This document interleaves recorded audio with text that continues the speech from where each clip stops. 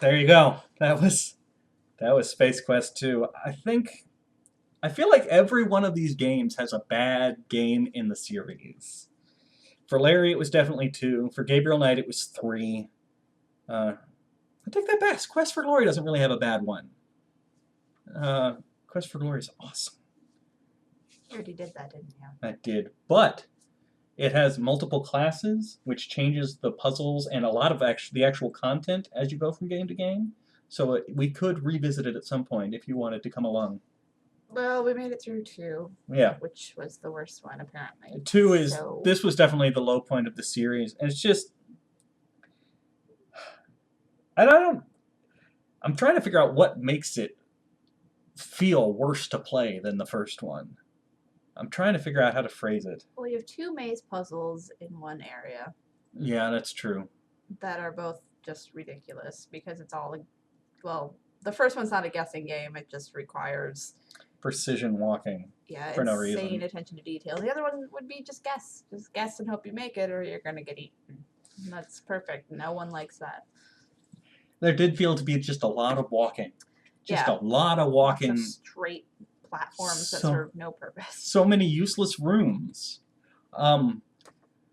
So definitely my least favorite in the series. But coming up is 3. 3 is actually the first Space Quest game I played.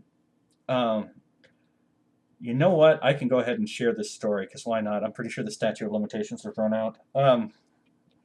I volunteered at the library as a young kid.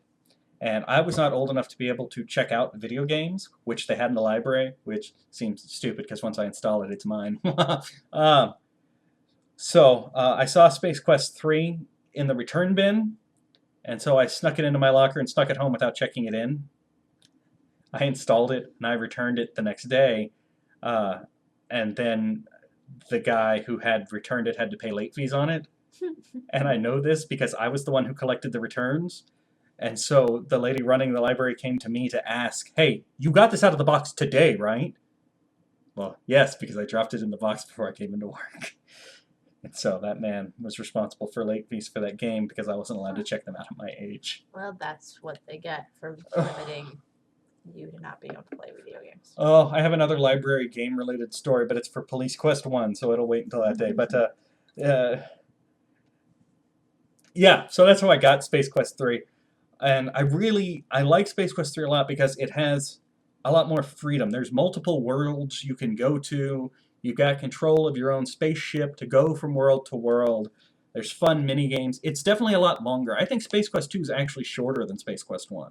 Yeah, and there's only like 2 areas that we visited, and I'm glad we didn't have to do another Space Runner through the desert scene. Yeah. But I'm not glad about anything else that we experienced in that game, except for maybe the Labian monster. The Labian terror beast. Yeah. And we summoned it with a mating whistle, and then it tore us apart. Yeah, that's how I made. So, I'm sorry about 2. Hopefully, between the two of us, we made it slightly more entertaining. At least we didn't make you watch me play through the whole end segment again post-pregnancy. Yeah.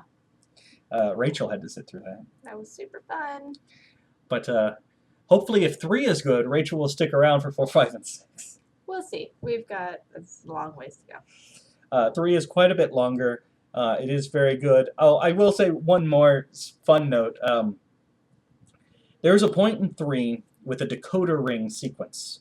You get a decoder ring, you have a hidden message, and it's super long, and I swear to God, when I played this for the first time with my friend Rennie, we sat there and we decoded the whole damn message by hand, and it took a good 10-15 minutes. And when we get to that point in the game, I am just going to read a translation, because what's super funny about that is we took forever to translate, and then after we read the message, a brand new world popped up on our map as a destination. We really didn't need to read the message. We could have just gone to the new world and assumed that's where our mission was going to take us. We laughed quite a bit at that. Drink your Ovaltine. Yes, that's actually what the message translates to, and then a new world appears.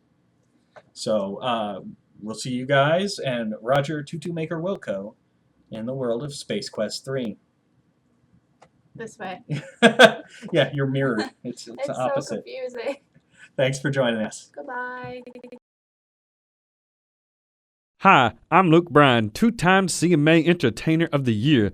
If I ever learn how to read, I'm going to read The Great Platypus Caper by Jeff Hillary because I believe in supporting fine literature. I'm Luke Bryan. Hi.